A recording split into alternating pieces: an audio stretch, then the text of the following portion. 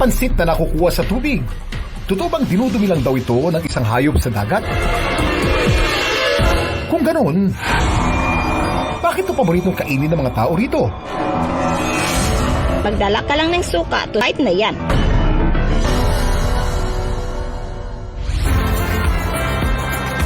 Kung sa isla ng Siargao, nagkalat ang mga turista at napakaganda at napakalinis itong dagat.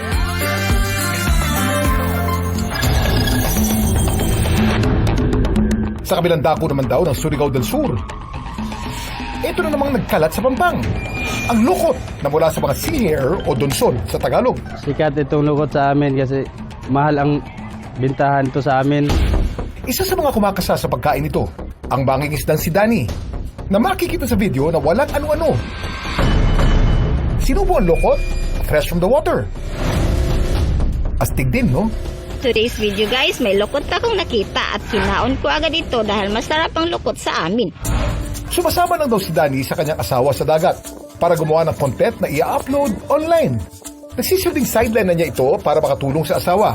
Lalo pat alam niya ang hirap ng isang solo parent.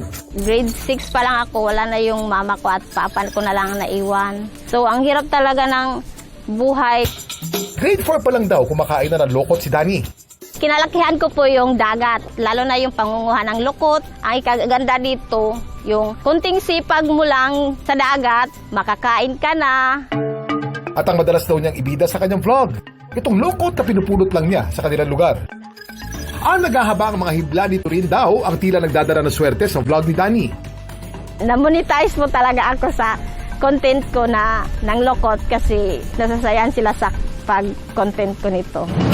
Kapag may extra naman siyang lokot, nabibenta pa niya sa iba. Mula sa halagang 50 pesos per kilo, nagmahal na rin daw ito ngayon at nasa 150 pesos na. Malaking bagay na rin daw ito sa kanilang pamilya, lalo pat nasa 14 at 8 years old na ang mga anak nila. Pero ang tanong, kung dumiyan ng donsol, bakit ito kinakain? Yung lukot ay hindi talaga ito dumi ng donsol. Ito po talaga ay itlog niya. Ito ang lukot o itlog ng sea hare na kadalasan makikita sa mga baybayin at tidal flats sa Pilipinas. Ang donsol o sea hare ay isang uri ng mollusk na kamag-anak din ng mga sea snail at octopus. Para siyang slug na maliliit lang yan. Tapos meron kang makikita na parang antena niyan na nasa ilalim lang siya ng buhanginan, yung sa dalampasigan. Hermaphrodite din sila. Ibig sabihin, may parehong male at female organ sila at posibleng magpalitan ng similya at parehong mangitlog. Ilang itlog ang nakapaloob sa mahabang hibla na yan? Milyon-milyon lang naman. Dami mong alam, Kuya Kim. Ngayong araw, mangunguha raw si Danny ng lokot. Hi guys! Low tide ngayon at ito yung perfect time na madali ka lang makakuha ng lokot. Ganito yung lokot guys. Fresh ito at pwede itong kainin. Sarap. Maalat-alat siya guys.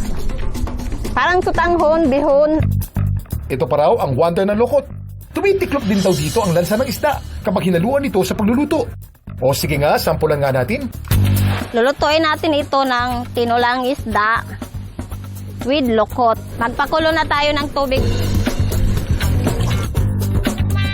Saka ilagay ang sibuyas, luya, leeks, kamatis at bell pepper. Ilagay na rin natin yung isda. Timplahan ng asin. Kunti lang kasi maalat na ito. At ang panghuli, ilaga ang bidang lokot. 1 minute lang pagpabukal ng lokot kasi madali lang man maluto yung lokot. Hindi lang pang sabaw, pwede rin daw iprito ang lokot. Paliguan ng harina at isawsaw sa itlog. Kaunting prito lang. Pwede lang ihain para sa pagod na asawa.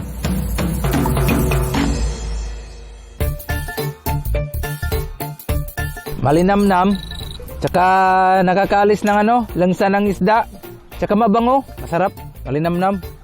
Tikman mo naman yung crispy na lokot. Masarap. Pero hindi madumi ang lokot. Ligtas pa rin ba itong kainin? Safe kainin ang lokot. High in phosphorus, high in potassium, sodium, calcium, magnesium, iron, at saka zinc. Kailangan din siyang kainin kaagad once na ito ay nakuha natin sa dagat. Ayon sa kasabihan, hindi pinupulot ang pera. Pero kapag sinwerte ka nga naman, yung pinupulot mo lang na pinandidirihan ng iba, pwede rin palang magdala ng sustansya at kita. Kaya hindi malulungkot sa pagkaing lokot.